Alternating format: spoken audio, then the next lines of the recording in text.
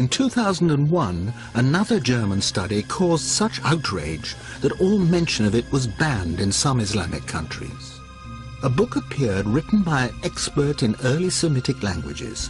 It was so controversial that the author published under a pseudonym and will only speak on condition that his identity remains concealed. So gesehen ist es unbedingt erforderlich, den Koran neu zu lesen. In order to understand it correctly, we need a fundamentally new interpretation and reading of the Quran. Dr. Markus Gross helped to translate the book from its original German into English and is willing, openly, to express the author's views. Es wurde schon gesagt, 20%. Ich würde sagen, 25%. About a quarter or a fifth of the Quran contains unintelligible words or words which don't make real sense. That number can be vastly reduced with the knowledge of Syriaque to, let's say, 5%.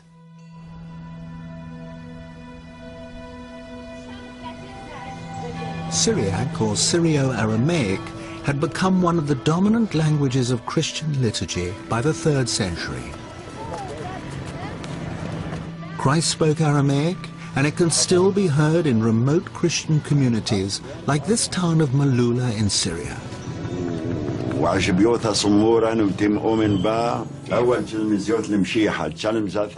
at the time of Muhammad, Syrio-Aramaic was the major written and cultural language of the whole region.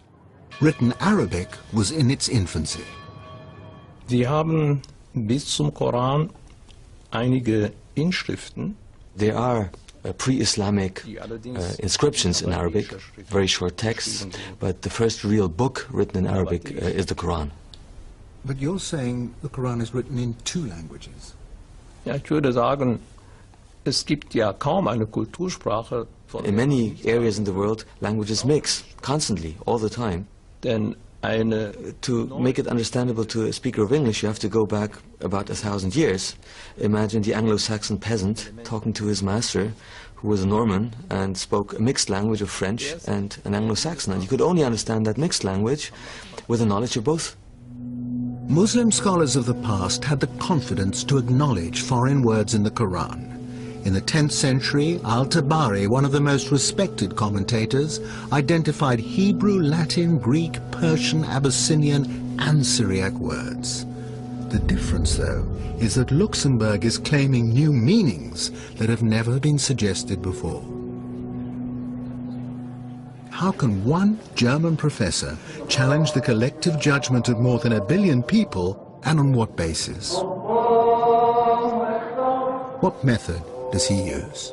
Ich bin natürlich bemüht, zunächst einmal eine arabische Lesung und eine arabische... Whenever I try to find a solution for an unclear passage, the first step is to try to find an overlooked meaning of an Arabic word which is not used today, but which can be found in old dictionaries, something that the commentators didn't consider.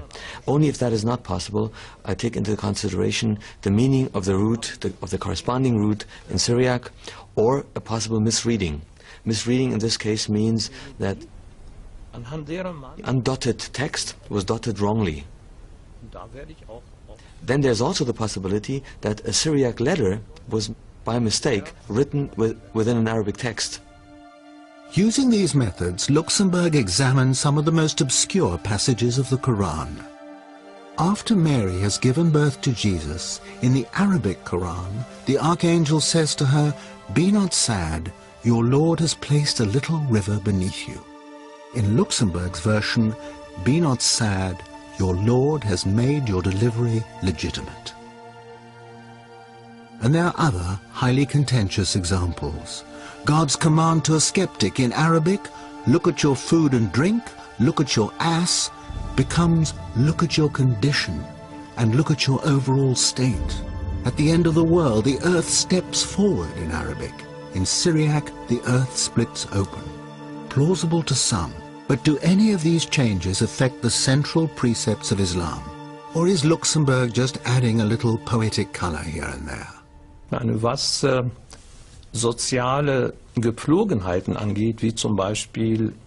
It's certainly not key precepts like the existence of God or afterlife, which is challenged by my interpretation, but many everyday customs. One example is the veil. The Quranic verse adduced to prove their position talked about humur, which had to be beaten on the pockets. The sentence was a bit obscure. It's usually rendered that it means cover your head and your cleavage. And if you have a look at the chador, the veil in Iran, for example, that's exactly what is covered. Aramäisch Gmar, dann verstehe ich ein Gürtel. But with my Syriaque interpretation of the verse, my translation is, put your belt around your hips.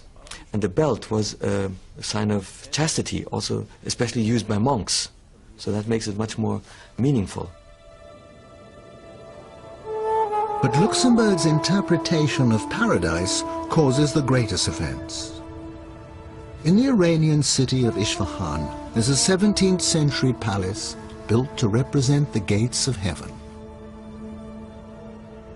The cool greens of the gardens beyond express the longings of a desert people and are beautifully described in the Quran, along with flowing fountains and the favors of huris, usually understood as wide-eyed virgins. One commentary, but not the Quran, even specifies numbers, 72 for each righteous man.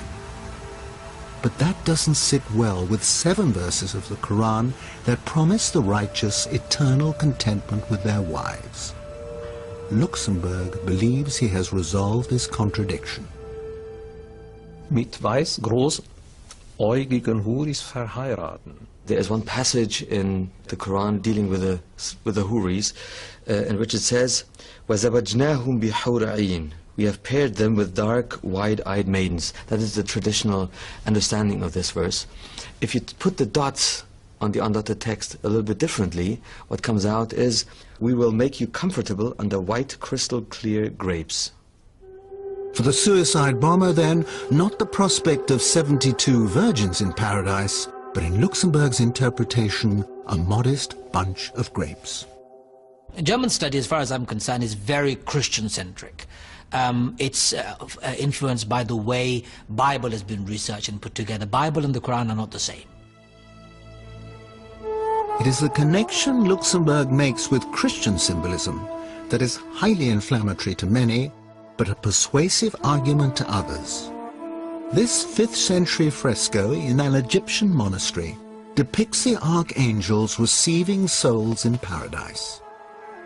Each archangel holds a grape in one hand, and in the other cradles the departed souls, who are refreshed with bunches of grapes. The grape motif is repeated in the vestments of the priests of the Syrian Orthodox Church, all relating back to Christ's promise to his disciples at the Last Supper that he will not drink again of the fruit of the vine until he is reunited with them in his Father's kingdom.